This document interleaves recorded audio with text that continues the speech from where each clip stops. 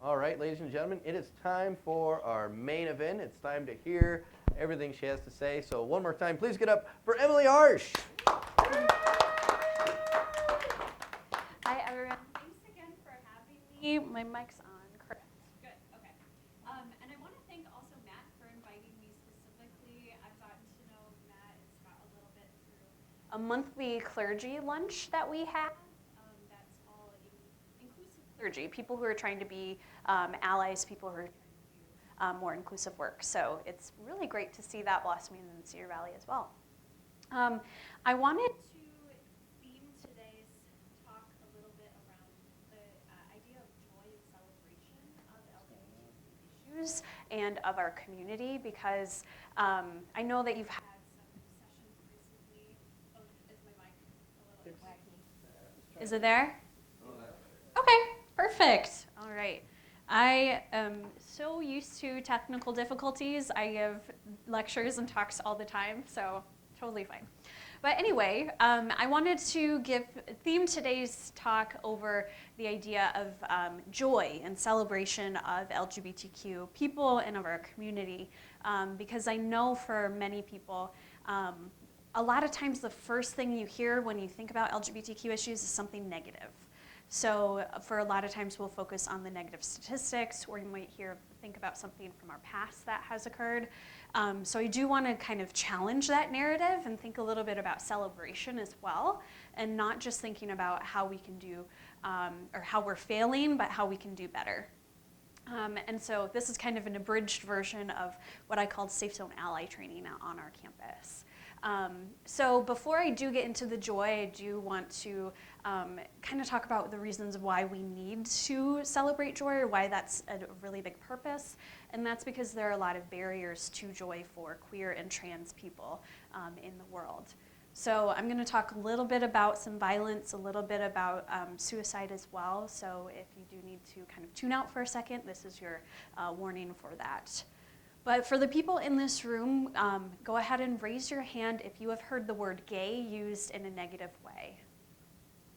Okay, that is everyone in the room. And that's true still for kids who are growing up today too. The word gay is used in completely negative ways, when really it means, and the core root is really happy. And we're really just talking about people living their lives, going about their business in their own ways.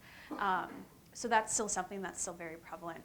How about raise your hand if you've ever heard someone argue about a transgender person using a bathroom, or trying to argue people shouldn't be allowed to use the bathroom, or there's something dangerous about them. Yeah, okay, so I'm seeing a bunch of nods, lots of hands rising as well. And that's a really big issue, especially I think when we think about humanity and dignity of people. If we're arguing that people shouldn't be able to go to the bathroom, right? I mean, that's a huge barrier to being able to live your life. And then the last one I want to ask you is raise your hand if you've heard someone say that LGBTQ people are going to hell. Yeah, I think that's most people as well here too. And I just think about the violence of that statement for a second. If you're wishing someone to go to hell, if you're wishing them to eternal damnation, or if someone is saying this about people, how inherently violent that is to a person. That's harmful, right? And so I want to honor that. That's something that a lot of LGBTQ people face, but it's definitely something we need to start counteracting as well. A couple other things to be aware of. Did you know that it is legal to fire someone for being LGBT in 26 states? That's over half the country. You can be legally fired and your boss says, oh, it's because I found out you're gay and I don't want you here.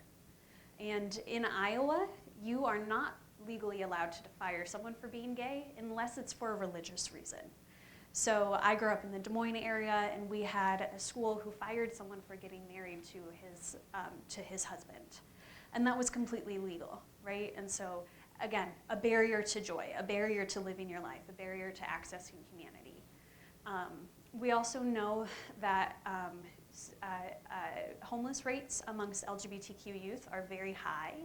We know that about 1 in 4 LGBTQ youth are told, we don't want you in this house, you need to leave our family, or are threatened that they shouldn't be coming to family events if they're going to act in an LGBTQ way. 40% of homeless youth are LGBTQ. It's not because of something inherent, it's because of other people. Again, those barriers that we're putting up. And then the last kind of barrier to joy that I want to talk about is suicide rates.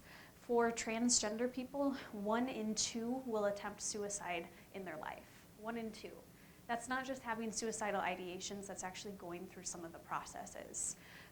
When I work with our transgender community, I know the vast majority of them have had at least once or twice in their life a serious thought of ending their life. And that's a reality for many people in our community. That's kind of when we engage with one another. I think that's why we try to do so much celebration. We try to focus on the joy. We try to celebrate and lift up one another because there are so many threats to our humanity. There's so many threats to our lives. There's so many threats to us just being people and trying to have a happy, healthy life. So I say that because I think it's also important to make sure allies are also not adding barriers to people's lives and are seeking those opportunities to lift people up and to focus on some things that are going to make that person's life a little bit easier, a little bit more joyful. So to start that off, I want to give a bit of a debrief about some terminology pieces. Not very many people have an LGBTQ class in their life or know much about the community. So I think it's helpful to just make sure we're all using the same vocab. Starting with something called sex assigned at birth. How many people in this space were taught that sex and gender were the same thing when you were a kid? Yeah, that's still most people, if you are still growing up today, most teachers are still teaching it that way. And how many people were taught that sex is only male or female? And that's it. Yeah, I think that's most people. There is an intersex community as well. So when we're thinking about sex through a biological lens, it's a lot more complicated than just external genitalia. We're also talking about our internal reproductive organs. We're thinking about chromosomes, hormones. And we think about sex through a scientific, just an accurate lens. It's a lot more complicated than just check the blue box or the pink box. It's as common to be intersex as it is to be a natural redhead. So we're talking about a huge percentage of the world that is often erased or kind of forgotten about in our work. So sex is really the medical category and the legal category, usually M or F. Gender is more so, how do you identify yourself and how do you know yourself to be? If I asked you right now to respond, what's your gender? You would probably have a pretty gut reaction of what feels right for you. And that's the same for transgender people. When you say, what's your gender identity? They probably have a gut reaction of what feels right to them, regardless of how you're interpreting their body or how you're interpreting their birth certificate or their name or their appearance, anything like that. When we're thinking about attraction and orientation, that category is separate from sex and gender. You could be straight and be transgender. You could be straight and be cisgender, which means you're not transgender. Same as you could be cisgender and gay, you could be transgender and gay. There's a lot of complexity when it comes to identities. But I like to think of them as 3 separate categories that have a little dotted line between them. And really anyone who doesn't identify clearly as straight, so being attracted to solely just the gender that's different than yours in that binary, or people who identify with the male-female sex category they were assigned, are people who identify within the LGBTQ community. So I want to run through a couple of those identities real quick. So I'm going to ask for some audience participation here for you to shout out a word when I say the letter. So to talk about the LGBTQIA acronym, what does the L stand for? Lesbian. Lesbian, yeah. So a woman who's attracted to other women. How about the G? Gay. Gay, yeah, absolutely. So a man who's attracted to other men, or sometimes an umbrella term for the community. And some people feel comfortable with that as a term for them. Some people don't. So it's getting to know what terms people use for them. How about the B? Bi. Bisexual, yep. So it means attraction to 2 or more genders. The T, what does that stand for? Trans or transgender, yeah. And it's important to use transgender as an adjective. you can't transgender a person, so they can't be transgendered. What does the Q stand for? Queer or questioning. Yeah, so it's a twofer there. I like the word queer because it's a word of flexibility, it's a word of solidarity with other people in the queer community, but it does carry a lot of negative baggage for people. It's been used as a slur, it's been used to harm people.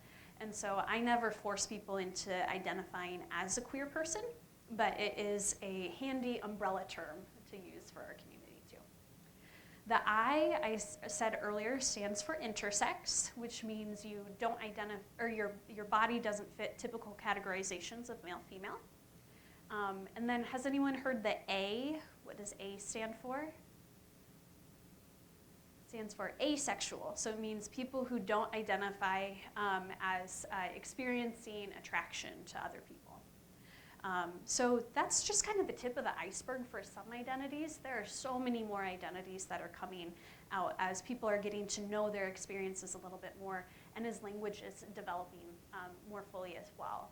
So if you have someone who uses a terminology piece that you're not knowledgeable about, that's completely fine. Just ask them what it means for them and ask them how you can support them in their identity. And most queer people will be very happy to answer your questions as long as you ask them in a private location. Sometimes we don't want to answer these invasive questions in a public space. And as long as you're offering the same amount of support to that person as you're asking from them. So kind of think about if they're providing you all this education, you should provide them the same amount of support. Tip the scales, make them the same. Another terminology piece that comes up is ally. And I like to think of ally as an identity that is an honor bestowed upon you by people from the LGBTQ community. It's also a practice. So I like to practice allyship for other people within the LGBTQ community. You can't just claim allyship one day. It actually requires you to do things.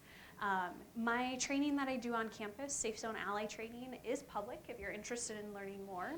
But I do want to give you a couple tangible tips to think about today as some takeaways if you're wanting to practice allyship.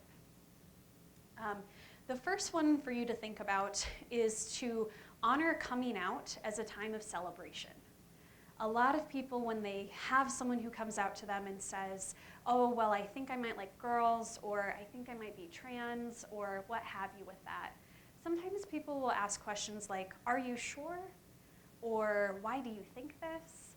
And we'll kind of undercut that message. And if someone's coming out to you, if they're sharing something about their identity, that's a huge honor that they're bestowing upon you again. It's a joyful moment. And if you can be someone who's celebrating with them, that's asking some questions about how can I support you in this identity? You know, who else knows? And who else, is there anyone you would like me to share this information with? Or is this something you want me to keep private until you're ready?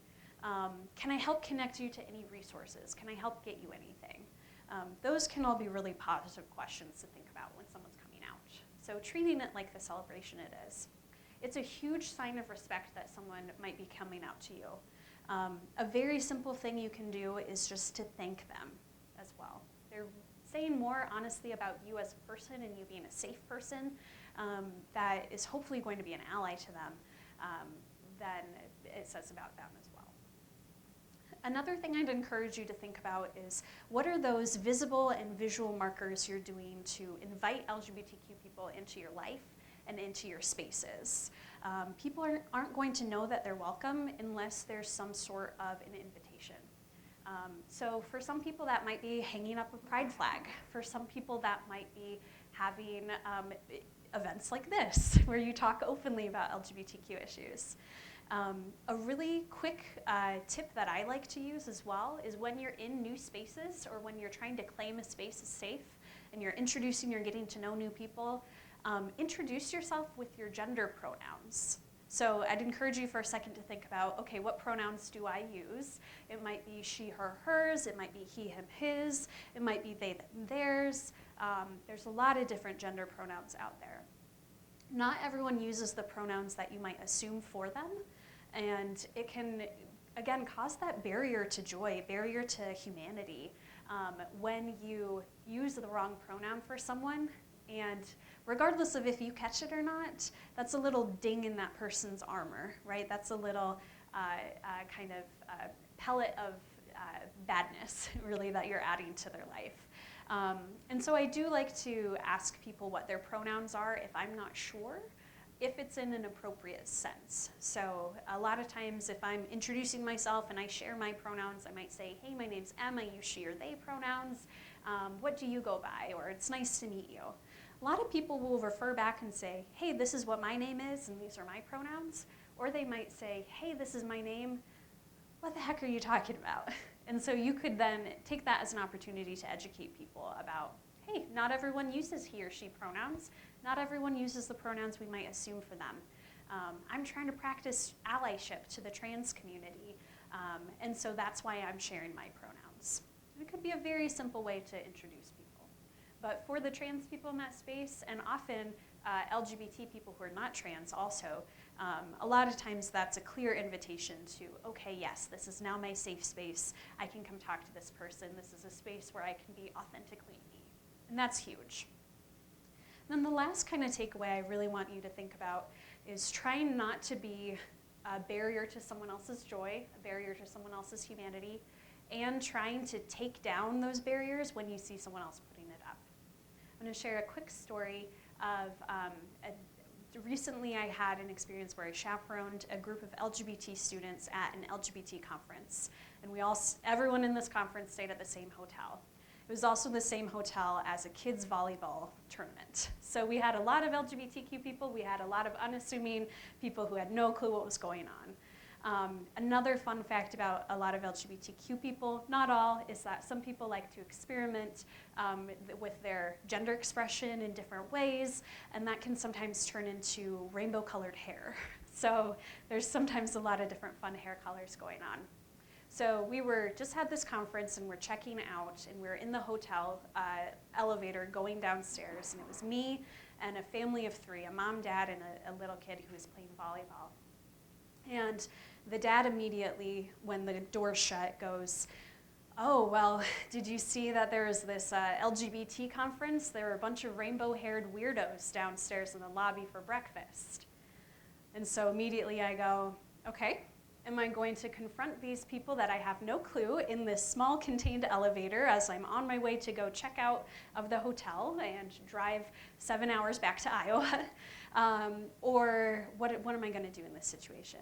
And thankfully, the mom right next to him stepped in and immediately said, so what? What's the big deal? And so he said, well, I just thought, they looked a little funny. And she said, I think I'm completely fine with it. That's not a big deal at all. And it was just such a cool moment that she did that in front of her kid and stood up for complete strangers she had no connection with at all, and stood up for inclusion in that small space. Super small moment, but that barrier was starting to go up and she tore it down, and I didn't even have to say anything. It was great. It was such a relief for me. So those small moments where you see things, try to be empowered to take some of that opportunity to practice allyship. I have no clue if she was trying to be an ally. She was just being a nice person in that circumstance, and it had a good ripple effect for me where I no longer had to deal with that. And what a powerful learning moment for their kid as well, to see that moment of inclusion. So I guess one last thing to think about is with your LGBTQ people in your life, try to get to know them, try to get to know how you can support them, and try to see if you can add some joy into their life. Most people are very happy to meet allies, and they want to know you. They want to know that you're here for them, especially when there's so much negativity going on in the world. So try not to add a barrier to their joy. Try to elevate that in their life. And also know that you have resources if you need anything.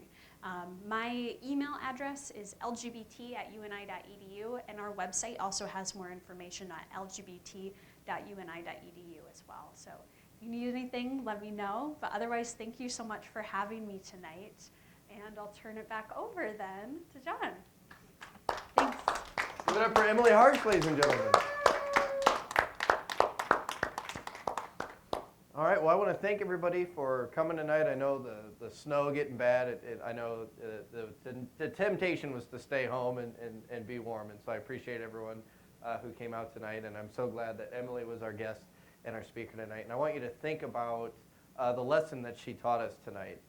It's a lot of new information for some of us, and how to deal with these complex issues and how to relate to people we might not understand, or that we might have been conditioned from a young age to purposely not understand.